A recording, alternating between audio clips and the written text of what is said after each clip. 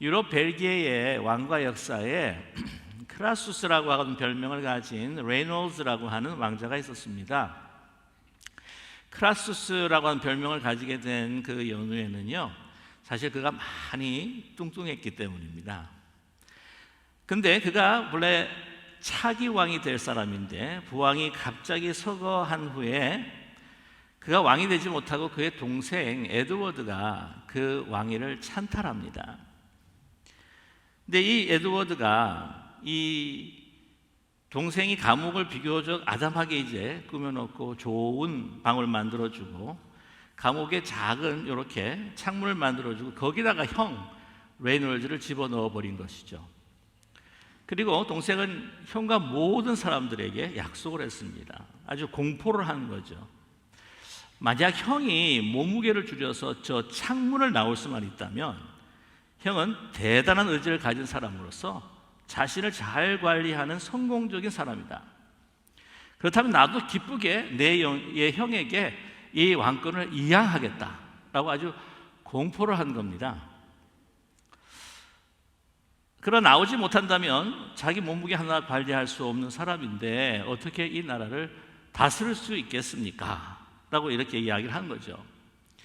그리고 형이 갇힌 그 방에다가 새끼, 산의 진미를 막 가득가득 채워주고 거기다가 다과, 아이스크림, 그때 당시 아이스크림이 있었는지 모르겠지만 막 넣어주고 이렇게 식사하도록 한 것입니다.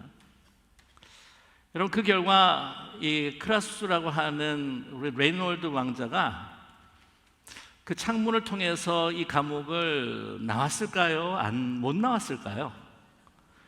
아시네요. 제가 항상 두 번째가 담이라고 하는 거. 그런데 이번에는요, 그가 못 나왔는데 나오게 됐습니다. 그 이유가 뭐냐면은 자기 동생이 전장에서 사망을 했기 때문입니다. 전사를 해버리고 만 거죠. 그래서 10년 동안을 사실은 못 나왔어요. 그런데 나오자마자 사실은 그 병이 들어서 죽고 말았습니다.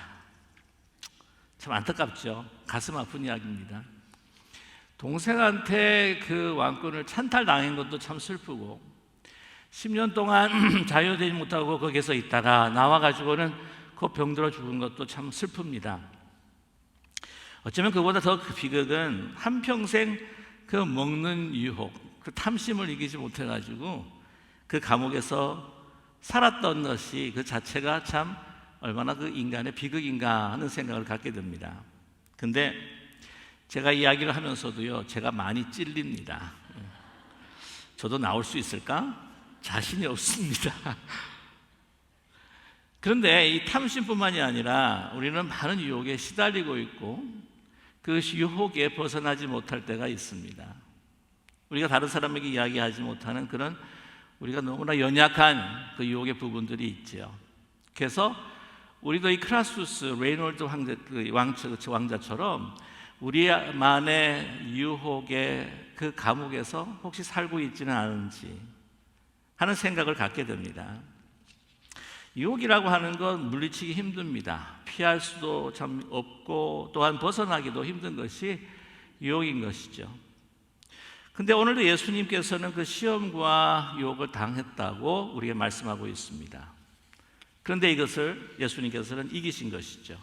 어떻게 이길 수가 있었을까? 우리가 한번 함께 살펴보기를 원합니다. 근데 먼저 우리가 궁금한 것은 뭐냐면은 예수님께서 이 세례를 받으시고 하나님께서 내가 내 사랑하는 아들이라 내가 너를 기뻐하노라 라고 하는 이 찬사, 이 놀라운 하나님의 축복의 음성을 듣고 난 다음에 아주 화려한 궁정으로 바로 들어간 것이 결코 아니죠. 오늘 말씀 보면 예수께서 성령에 이끌려서 마귀에게 시험을 받으러 광야로 가셨다고 말씀하고 있습니다. 성령께서 이끌으신 거예요, 광야로. 근데 거기에 마귀의 시험이 있었습니다. 아니, 어떻게 이럴 수가 있을까 하는 생각이 들지요. 근데 여기서 시험이다라고 했을 때에 이 페이라조라고 하는 헬라어를 쓰는데 여기에는 두 가지의 의미가 있습니다. 첫 번째는 우리가 잘 알고 있는 유혹이라고 하는 의미가 있고, 두 번째는 테스트, 시험이라고 하는 의미가 있습니다. 그런데 사단에게 있어서는요, 이 예수님에게 주고자 하는 것은 유혹이었습니다. 예수님께서 이 광야 생활에서 40일 동안 금식할 때에 유혹하여서 그를 무너뜨리려고 하는 그것이 바로 유혹이죠. 유혹이라고 하는 것은 부정적인 의미입니다. 그 상대방을 무너뜨리려고 하는 것이죠. 그러나 가만 보면 테스트, 시험이라고 하는 것은요, 사랑하는 자에게 그 테스트를 주는 것은 그가 더 강건해지고 더 훈련을 받아서 더 큰 일을 감당할 수 있도록 하는 것이 바로 테스트가 아니겠습니까? 하나님에게 있어서는 예수님한테 바로 시험, 테스트를 주신 것이죠.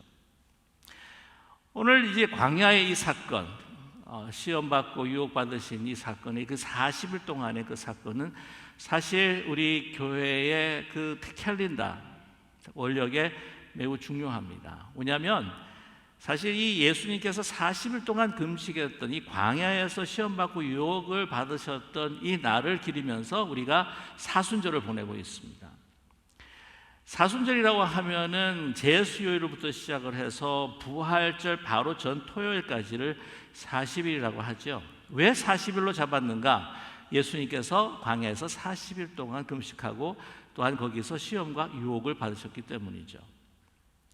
그런데 이 광야의 삶이라고 하는 것은 굉장히 그 의미가 있는 것이 바로 예수님께서 사셨던 그 공생애를 총칭하는 것이나 마찬가지입니다.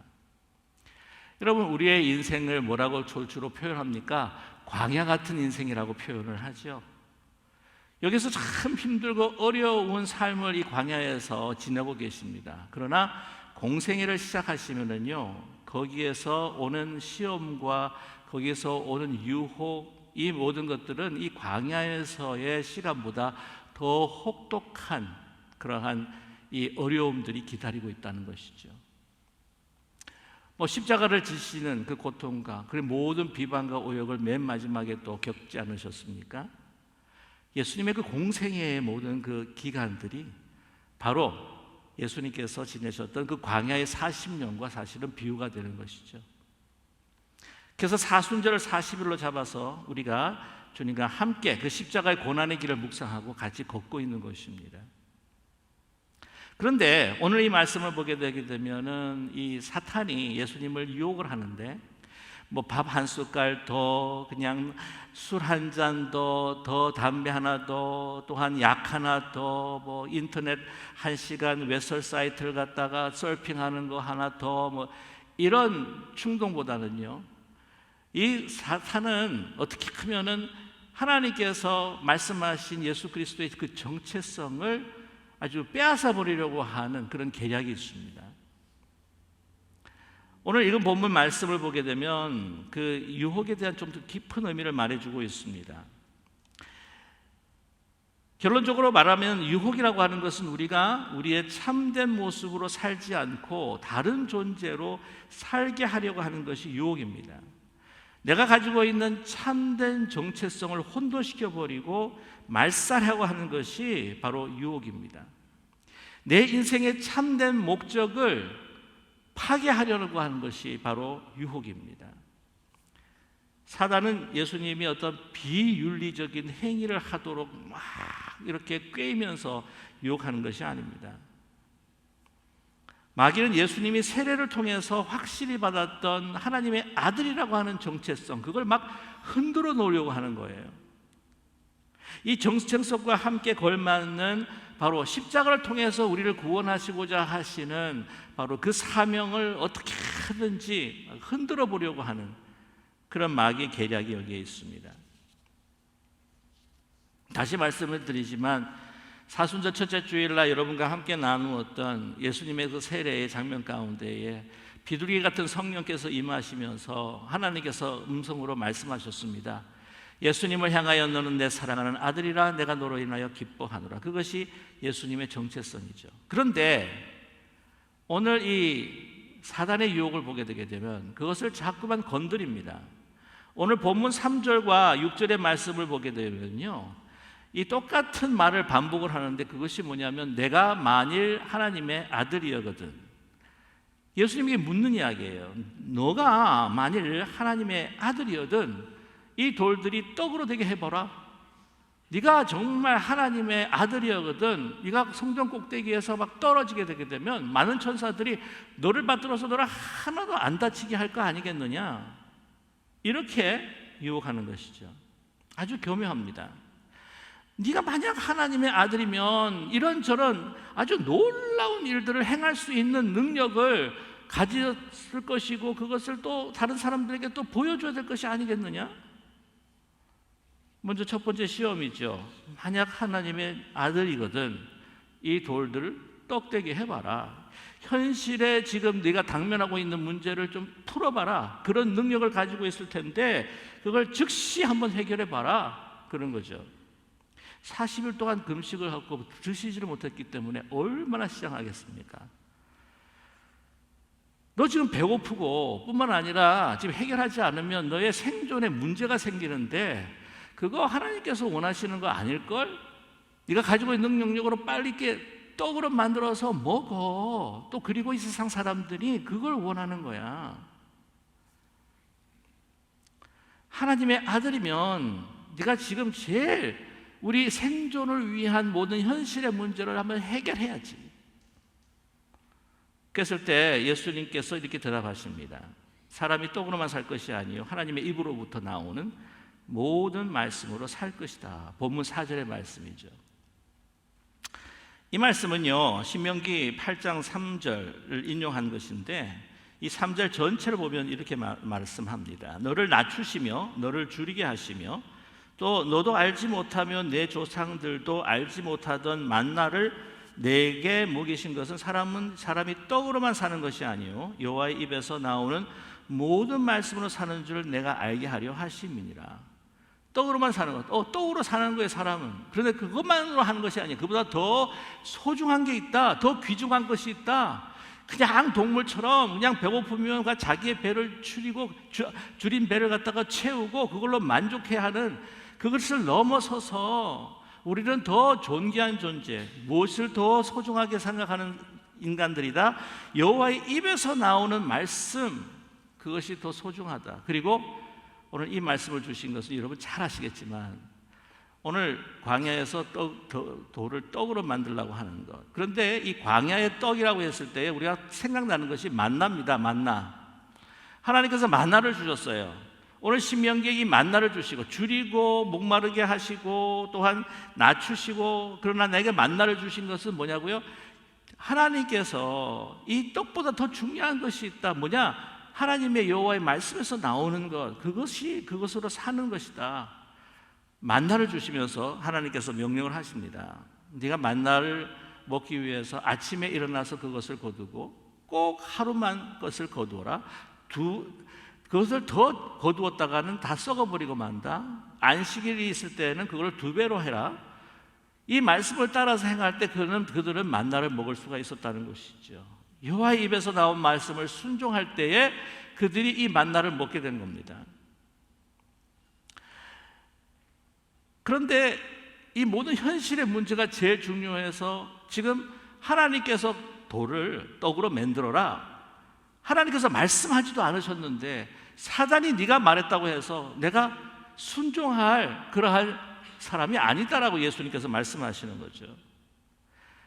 예수님은 하나님의 아들이라는 정체성을 가지고 있는 것, 바로 이 생존을 위한 그 생명을 연장시키고 생명을 연명하는 것보다도 더 중요하고 소중한 것, 내 육신의 생명보다 소중한 바로 하나님의 말씀, 그 말씀이 내게는 더 중요한 것이다. 우리 인간에게는 더 중요하다. 여러분, 하나님의 아들이라고 하는 정체성은요, 내가 현실의 문제를 해결하지 못해서 여러 가지 어려움과 고통을 당하는 그것을 해결하는 것이 바로 하나님께서 나를 사랑하시고 내가 하나님의 아들이라고 하는 것을 증명하는 게 결코 아닙니다. 내가 이 시간 너무 힘들고 어렵다 할지라도 그것보다 더 소중한 하나님의 말씀이, 나를 향한 하나님의 말씀이 무엇인지 그것을 순종하는 것. 그래서 하나님의 자녀는 바로 하나님의 말씀을 따라 사는 사람이 바로 하나님의 자녀인 줄로 믿습니다.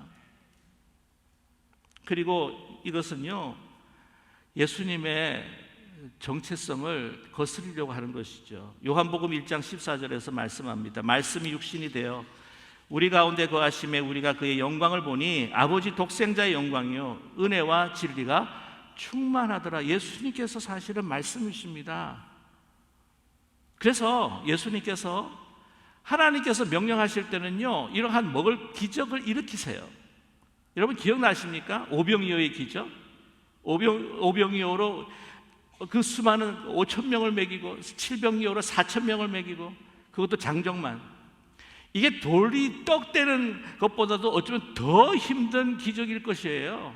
그러나 하나님께서 허락하시고 명하셔서 그것을 행하십니다. 그리고 난 다음에 사람들이 막 쫓아와요. 그 떡을 먹기 위해서.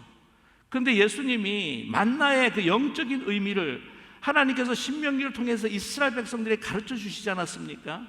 그와 비추어서 예수님께서 뭐라고 말씀하시냐면 너희가 떡을 먹었느냐? 근데 그 떡은 바로 나고 하늘에서 온 떡, 내 생명의 떡을 너에게 주기를 원하노라. 사람들이요 저게 무슨 말을 저렇게 하고 있는가? 아니 나 지금 배고파서 빨리 떡 주고 빨리 내 배를 채워줘야 되는데 뭐 알다가도 모를 막 이야기를 하시네 예수님께서. 그리고 어떻게 합니까? 사람들은 다 떠나버리고 말아요.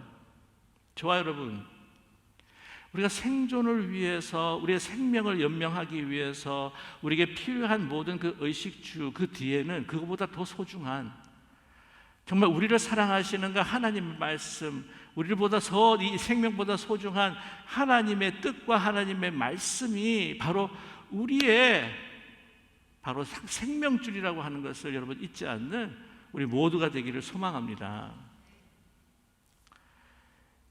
은혜와 진리 가운데 사는 사람이 참된 하나님의 사람이라는 거예요.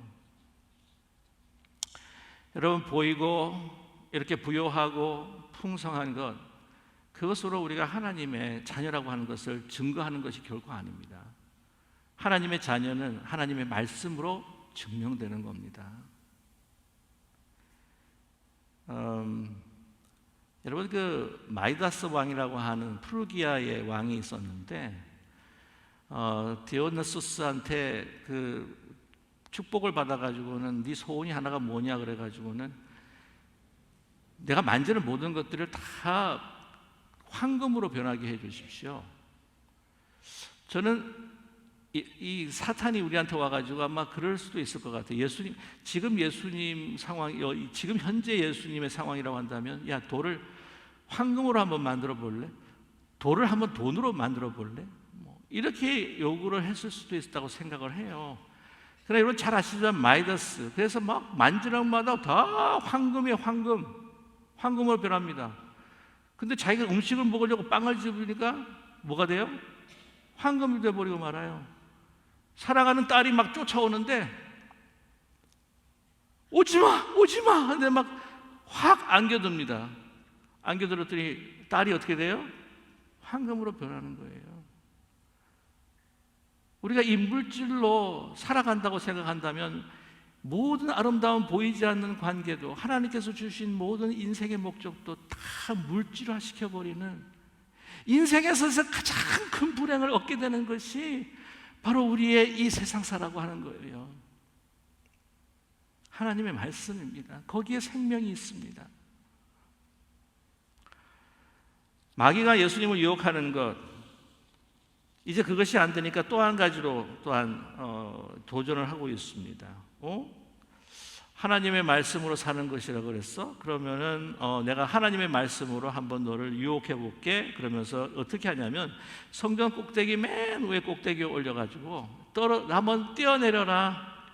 그러면은 너는 하나님의 아들이라고 한다면은 많은 천사들이 너를 받쳐서 하나도 안 다치게 할 걸.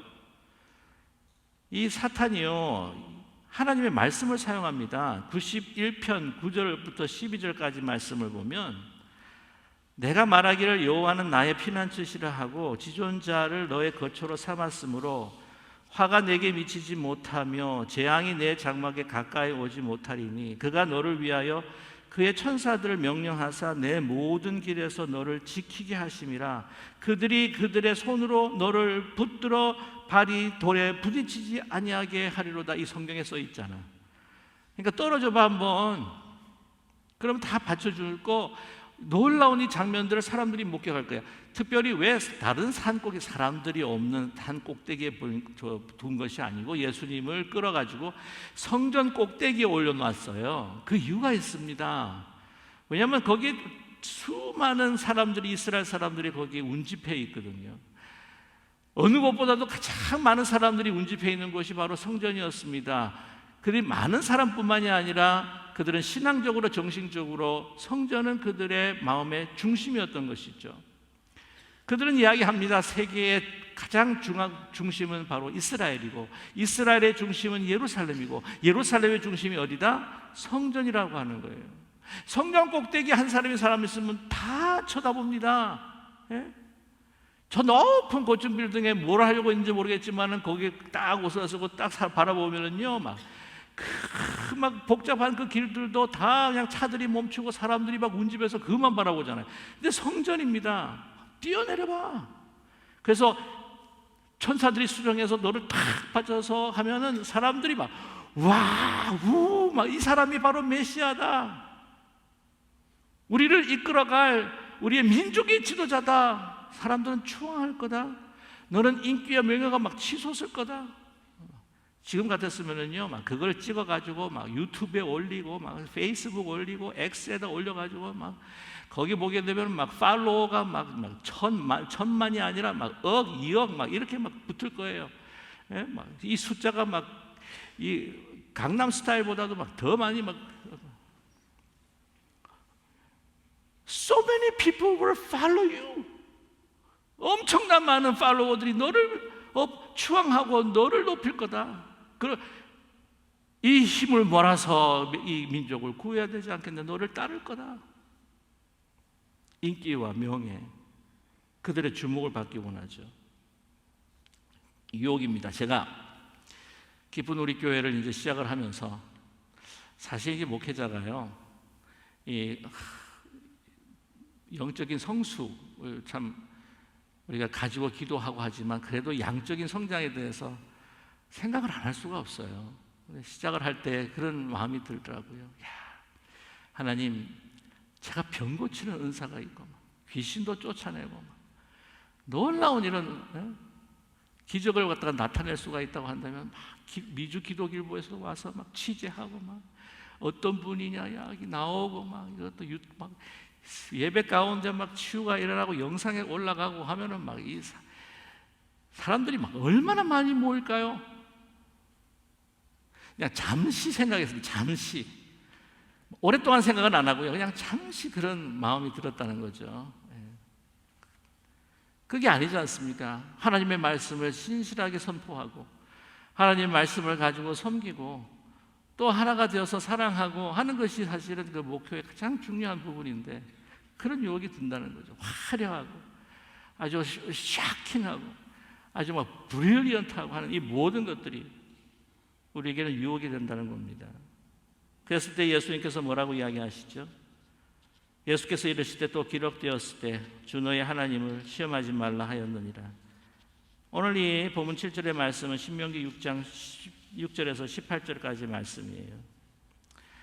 신명기 6장 16장 10절에서 18절까지 상반절에 이렇게 이야기합니다. 너희가 마사에서 시험한 것 같이 너희 하나님 여호와를 시험하지 말고 너희의 하나님 여호와께서 너희에게 명하신 명령과 증거와 규례를 삼가 지키며 여호와께서 보시기에 정직하고 선량한 일을 행하라 말씀하세요. 여기서 마사라고 하는 것은 바로 시험하다고 하는 뜻이 있습니다.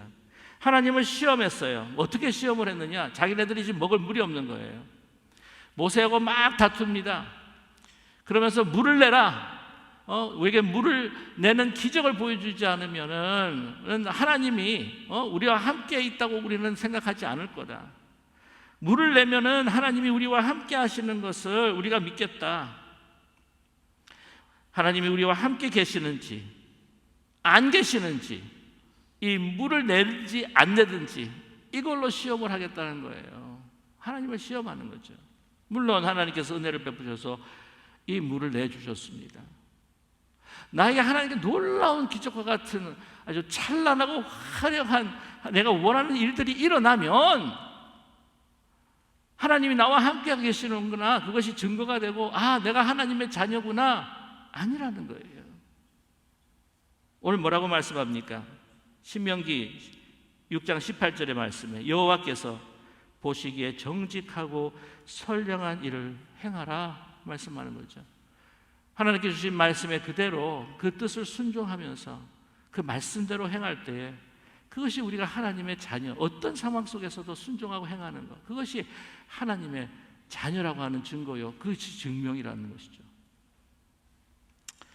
여러분, 이렇게 내려와라 라고 하는 오늘 성전 꼭대기에서의 그 유혹이요, 그보다 더 극단적으로 더 아주 강하게 나타나는 그 유혹이 바로 예수님께서 십자가에 매달리셨을 때입니다. 마태복음 27장 39절 42절에 말씀을 보면 이런 말씀이 나와요. 지나가는 자들은 자기 머리를 흔들며 예수를 모욕하여 이르되 성전을 헐고 사흘에 짓는 자여, 여기서 잘 들어보세요. 내가 만일 하나님의 아들이거든, 내가 만약에 하나님의 아들이거든. 마태복음 4장에서 나타난 그 시험자, 바로 그 유혹자 사단이 그들의 군중 사이에 끼어서 그들의 목소리를 통해서 그의 목소리를 이제 예수님에게 들려주는 것은 아닐까요? 내가 만약 하나님의 아들이거든 자기를 구원하고 십자가에서 내려와라. 그러면 사람들은 와 하고 환호를 지르며, 그렇게 비난했던 그 말이 너를 찬미하고 너를 그렇게 모욕을 줬던 말을 너희들은 추앙하는 말로 변하고 너를 앞세워 그 빌라도를 향하여 다시 내달리게 될 것이다. 내려와라, 내려와라. 예수님께서 내려오셨다면 어떻게 됐을까요? 우리는 완전히 사망 가운데 멸망할 존재일 수밖에 없었습니다. 예수님이 그때 내려오셨다면 우리는 다 죽은 목숨이죠. 주님의 말씀을 끝까지 순종했습니다. 여호와의 보시기에 정직하고 선량한 하나님의 뜻을 굳건하게 그 십자가 앞에서 매달리시면서 내려오지 않고 하나님의 뜻을 이룬 거죠. 그것이 하나님의 바로 아들이라고 하는 것을 우리에게 보여주고 계십니다. 그 밑에서 백부장은 소리쳤습니다. 그가 진실로 진실로 하나님의 아들이었도다.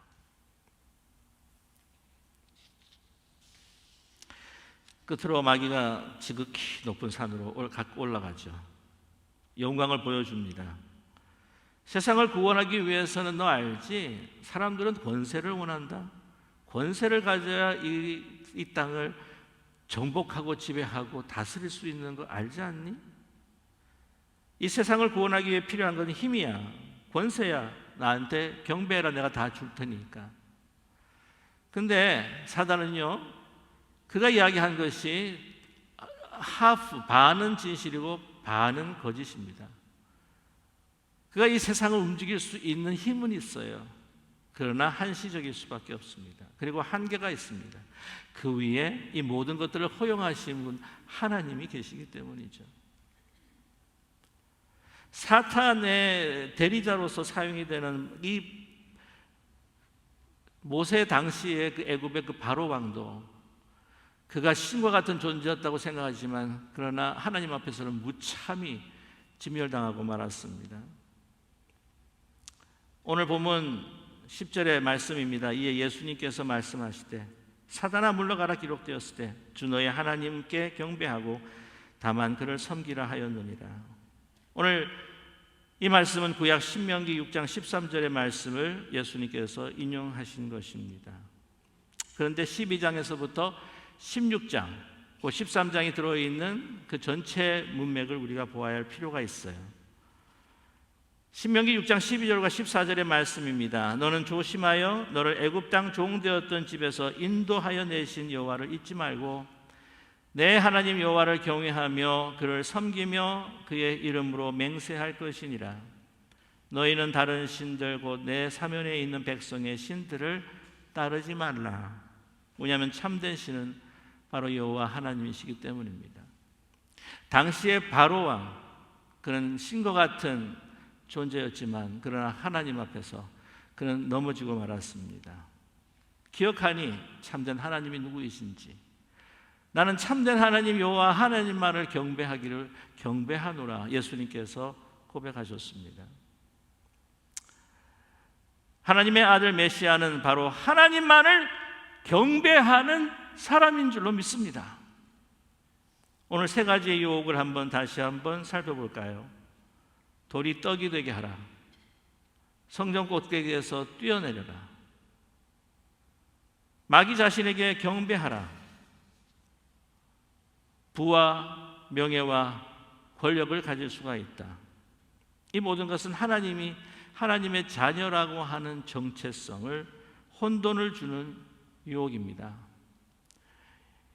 우리가 삶에 있어서 가장 중요한 것, 우리는 하나님의 자녀라고 하는 정체성, 또한 그것에 주어지는 우리의 하나님의 사명을 다하는 것, 그것이 우리의 생명보다도 더 귀한 것이 우리의 존재 목적이고 우리가 살아가야 할 목적인데, 부와 명예와 권력, 우리의 삶의 쾌락을 주려고 하는 이 모든 것들로 인해서 우리의 눈과 귀가, 우리의 마음이 가려버리는, 하나님과 멀어지는 그런 일들을 하는 것이 바로 유혹이요, 바로 시험입니다.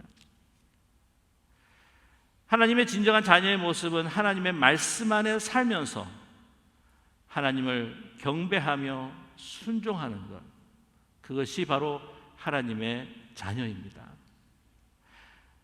우리는 종종 병이 들어서 우리가 연약한 모습으로 인하여서 고통받고 힘들 때, 내가 경제적인 압박과 어려움 가운데에서 정말 헤매이고 너무 힘들 때, 우리는 이 세상의 기준을 통하여서 우리 자신을 바라보면서 내가 하나님의 축복을 받는 하나님의 자녀인가?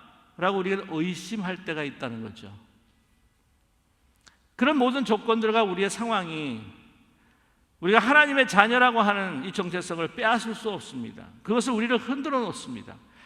그래서 그것을 우리 더 얻고자 이 방법 저 방법 여기저기를 살펴보면서 하나님이 다른 것을 외에 다른 것을 찾고 있는 우리들의 모습, 그 모습을 위해 사단은 끊임없이 우리를 유혹하고 있는 것이죠.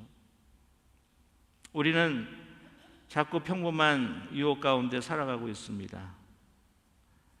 그러나 사탄은 우리로 하여금 조금씩 하나님과 멀어지게 하며 조금씩 내가 하나님의 자녀가 아니라고 하는 그 의심들을 우리에게 계속해서 부어주고 있죠. 심지어는 우리가 유혹에 넘어질 때, 우리가 이런 어려움으로 인하여서 우리가 쓰러질 때에, 그리고 하나님 앞에 범죄할 때에 사단은 우리에게 이렇게 이야기합니다. 하나님의 자녀라고 하면 완벽해야 되지 않니? 하나님의 자녀라면서 이런 일들을 저지르고 있니? 너는 하나님의 아들이 아니지 않니? 하나님의 딸이 아니지 않니? 라고 우리에게 도전하기도 합니다. 그러나 의심하지 마십시오. 저와 여러분, 하나님의 말씀을 그 상황 속에서도 우리 어려운 육체적 환경, 우리의 힘들고 어려운 우리의 영적인 환경 상관없이 주의 말씀 그 약속을 붙들고 믿고 나아가는 하나님의 아들, 딸 되시는 저와 여러분 되기를 간절히 소망합니다. 그 사랑이 우리를 구원하신 그 약속이 그 십자가에 매달리신 예수 그리스도로 확인된 그 사랑이 우리에게 주어진 바로 하나님의 자녀라고 하는 사실을 여러분 잊지 말고,